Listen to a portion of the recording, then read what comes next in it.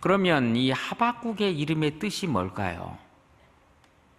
이스라엘은 남유다 백성들은 이름의 뜻이 있잖아요. 이 하박국이라는 이름의 뜻이 있는데 이 하박국은요 붙잡다라는 뜻이에요. 그리고 껴안다라는 뜻을 가지고 있어요. 매달리다라는 뜻을 가지고 있어요. 여러분 믿음이라는 단어는 있잖아요. 좀 추상적이잖아요. 믿음이라는 단어를 갖다가 어떻게 그림원으로 표현합니까? 바로 예수님을 껴안는 모습이 믿음이에요. 십자가를 붙드는 것이 바로 믿음이에요.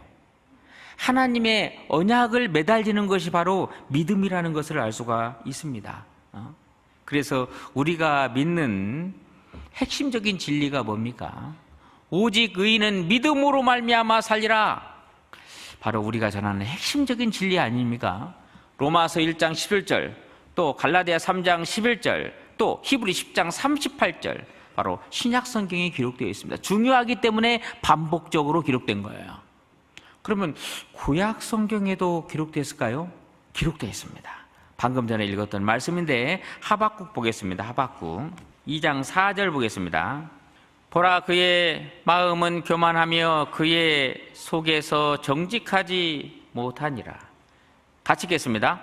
그러나 의인은 그 믿음으로 말미암아 살리라. 자, 그래서 오직 의인은 그 믿음으으로 말미암아 살리라. 그렇습니다. 우리가 믿음으로 구원받고 우리가 신앙생활도 믿음으로 하는 거잖아요. 바로 핵심적인 진리가 바로 믿음이다. 믿음의 의미는 뭐냐? 바로 예수님을 껴안는 것입니다. 십자가를 붙드는 것입니다. 하나님의 언약을 매달리는 것이 바로 믿음이에요. 믿음. 그러니까 쉽게 말하면 당신 없이는 못 살아.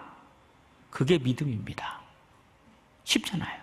당신 없이는 못 삽니다. 예수님 없이는 못 살아요. 십자가 없이는 못 살아요. 그게 믿음이에요. 믿음.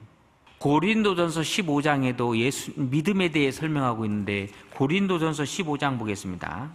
22절 보겠습니다. 22절. 그러나 각각 자기 차례대로 드리니 먼저는 첫 열매인 그리스도요, 다음에는 그리스도 강림하실 때 그에게 붙은 자요. 붙은 자요. 이 뜻은 뭡니까? 예수님이 공중에 재림하시면 구원받은 사람이 붙는다 그 말이에요. 붙는다. 이것처럼 신앙생활도 주님께 붙어 사는 거예요. 붙어 사는 거. 주님께 매달리는 거예요.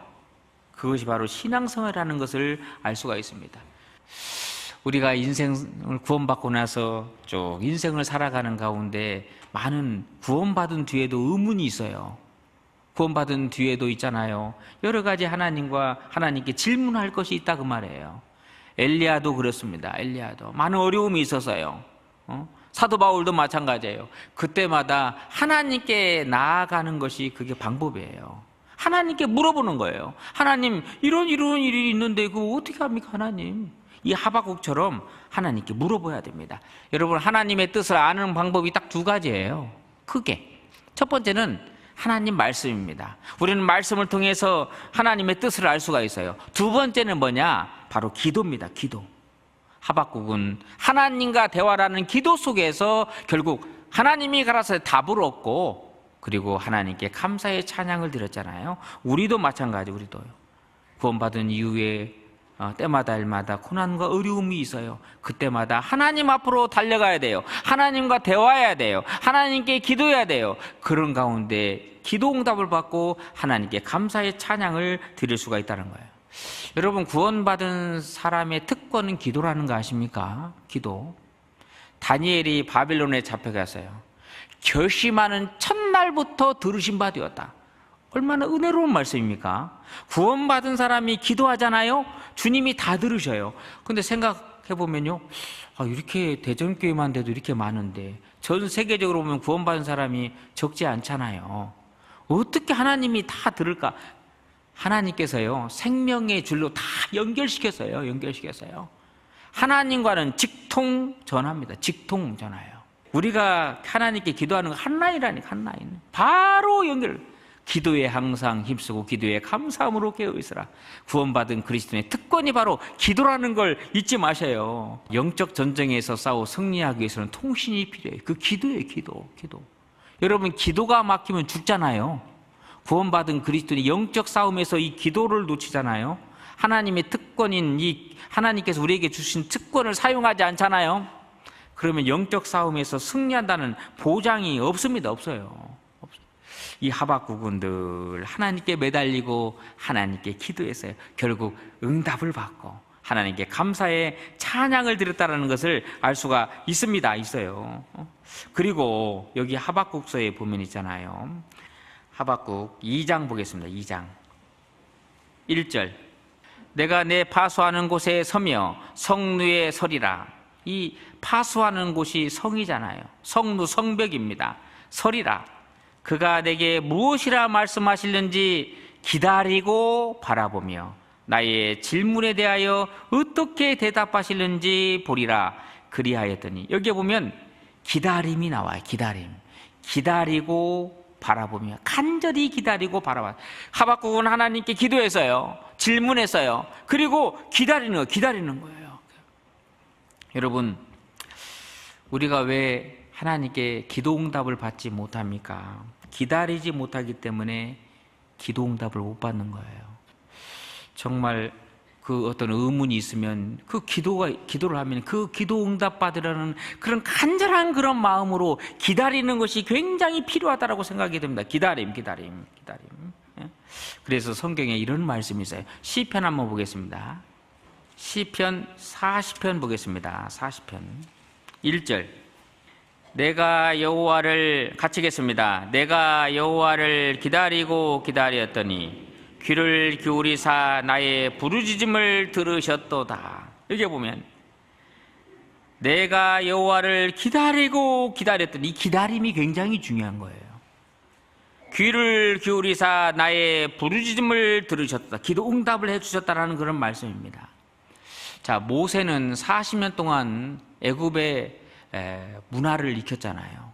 그리고 자기 힘으로 이스라엘 백성들을 출애굽시키려고 했습니다. 그런데 아직 하나님의 때가 안 됐어요. 그래서 이 모세로 하여금 40년 동안 미디안 광야 내에서 훈련하고 연단시키잖아요. 그리고 나서 이 모세를 부르셨잖아요. 무려 40년 동안 기다린 거예요. 기다린 거예요. 결국 하나님께서 모세를 사용해서 애굽에서 이스라엘 백성들을 출애굽시키지 않습니까? 기다림이 정말 중요하다는 걸 우리에게 교훈해 주고 있어요. 근데 어떤 분은 기다리지를 못해요. 너무 안타까워요. 갈라디아 6장 9절에 보면 우리가 선을 행하되 낙심하지 말지니 피곤하지 않으면 때가 이름에 거두리라. 우리가 선을 행하되, 우리가 이뤄진 영혼들을 전도하는 과정에서, 사랑하는 남편을 전도하는 과정에서, 부모를 전도하는 과정에서 낙심하지 말지니, 피곤하지 아니하면, 포기하지 않으면, 이 포기하지 않는다는 것은 기다리는 거잖아요. 때가 이름에, 하나님의 때가 딱 되면 구원을 받는 거예요. 이루리라. 근데 하나님의 때를 기다리지 못하고 중간에 포기해버리는 경우가 있다고 말이에요.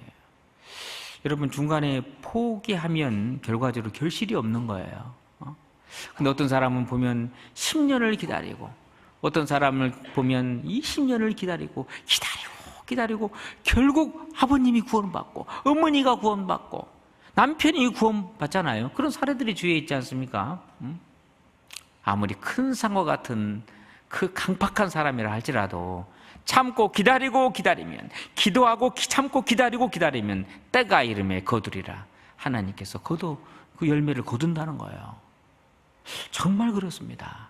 그래서 신앙생활하는 가운데 정말 중요한 것이 바로 기다림이구나. 이 하박국은 바로 기다림의 사람입니다.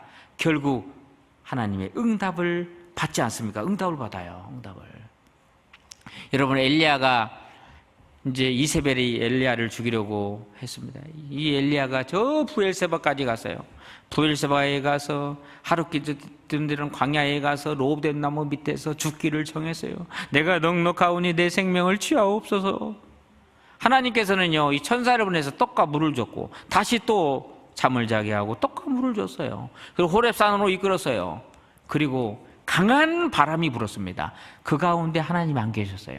강한 지진이 있었습니다. 그 가운데도 하나님이 안 계셨어요. 불이 지나갔습니다. 그 가운데도 하나님 안 계셨어요.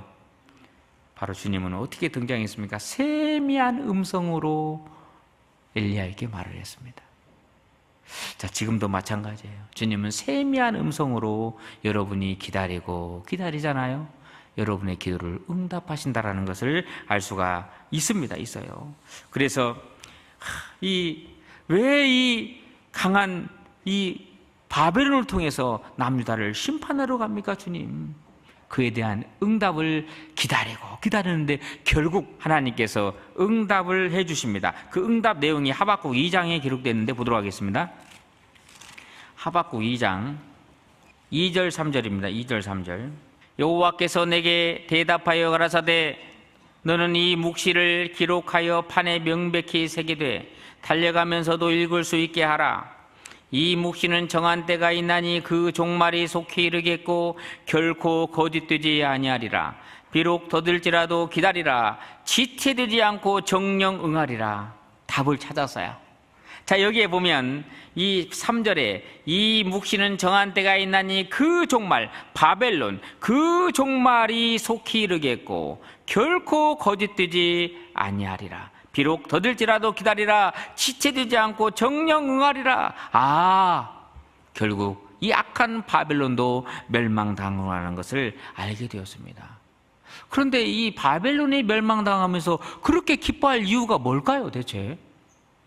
바로 에레미야와 동시대에 살고 있다고 했습니다. 하박국은요. 이 에레미야에 보면 있잖아요. 이제 바벨론에 잡혀가서 70년이 차면 바벨론 뉴스에서 해방될 것이다라고 성경이 기록하고 있습니다. 에레미야에. 그걸요, 에레미야 선지자에게 들었을 것입니다. 하박국도. 그렇구나. 바벨론이 멸망하구나. 이 바벨론이 그 BC 539년도에 멸망하잖아요. 메데파사 연합국에 의해서. 그리고 이 바사에 흡수통합되고 페르시아 제국이 형성돼요. 이 페르시아의 고레스 왕이 있잖아요. BC 538년도에 고레스 칙령을 발표합니다. 고레스 칙령이 뭐예요? 야, 너 유대인들, 너 이스라엘 땅으로 다 돌아가. 돌아갈 때 그냥 돌아가지 말고 너희들이 갖고 왔던 그 금은보화 있잖아. 다 가지고 가. 거기에서 하나님의 성전을 건축해. 성경이 그렇게 예언되어 있잖아요. 이 하박국은 그 이야기를 들은 거예요. 바벨론이 멸망당하구나. 바벨론이 멸망하면서 페르시아가 집권하고 고레스가 나타나고 고레스 칙령을 하고, 그리고 이 바벨론 유스되었던 이스라엘 사람들이 결국 이스라엘 땅으로 돌아오게 되고 해방받는 거구나. 해방. 그리고 다시 하나님의 성전이 건축되라. 그걸 생각하니까 너무너무 기쁘고 감사한 거예요. 여러분, 성경에 보면 악인도 악한 날에 사용한다는 말씀이 있습니다. 잠언 보겠습니다. 잠언 16장 4절 보겠습니다. 여호와께서 온갖 것을 그 시움의 목적에 적당하게 지으셨나니, 같이 읽겠습니다. 악인도 악한 날에 적당하게 하셨느니라. 그래서 북이스라엘이 타락하니까 아수르 제국을 통해서 멸망시켰습니다. 그리고 남유다 백성이 타락하니까 그 바벨론에서 멸망시킨 거예요. 악인도 악한 날에 적당하게 하셨어요. 그리고 바벨론 아수르 제국을 하나님이 심판한 것입니다. 성경에 보면 이집트 바로왕이 있죠. 이 바로왕이 얼마나 강팍한지 몰라요. 그런데 10가지 재앙을 내릴 때 첫 번째 재앙이 피재앙입니다. 피재앙 내릴 때 나는 항복이에요, 항복 라고 했다면 두 번째부터 10번째 그 기적이 일어나지 않잖아요. 홍해바다 가르는 기적이 없잖아요. 그런데 이 바로왕이 계속해서 강파한 거예요. 악인도 악한 날에 사용한 겁니다. 끝까지 강파하고 결국 홍해 앞에까지 쫓아왔잖아요. 홍해바다에서 추상시켰지 않습니까? 추상시켰어요. 하나님의 영광이 드러났잖아요. 하나님의 영광이 드러났어요. 그래서 악인도 악한 날에 사용을. 느부갓네살 왕은 성격이 아주 괴팍한 사람이에요. 어느 정도냐면요, 금신상을 만들어 놓고 절을 하라. 절하지 않으면 불을 집어넣겠다. 사드락 메삭 아벳노고, 내가 절을 하지 않겠습니다. 하나님이 살려줄 것입니다. 그리 아니하실지라도 나는 절하지 않겠습니다라고 했잖아요. 7배 뜨겁게 했잖아요. 그 풀무불에 던져버렸습니다.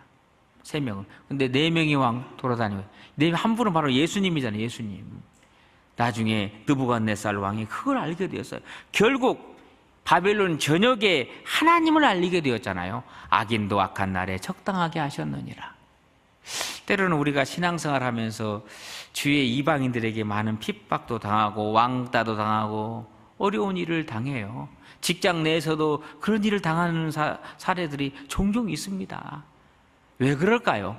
악인도 악한 날에 적당하게 하셨느니라. 아, 내가 너무 부족하니까 나를 단련하고 훈련시켜서 하나님의 일꾼 삼으려고 나를 이렇게 악인도 악한 날에 적당하게 써서 나를 훈련시키구나, 그렇게 생각하면요 정말 그 영혼을 위해서도 우리가 기도할 수 있겠다라고 생각이 듭니다.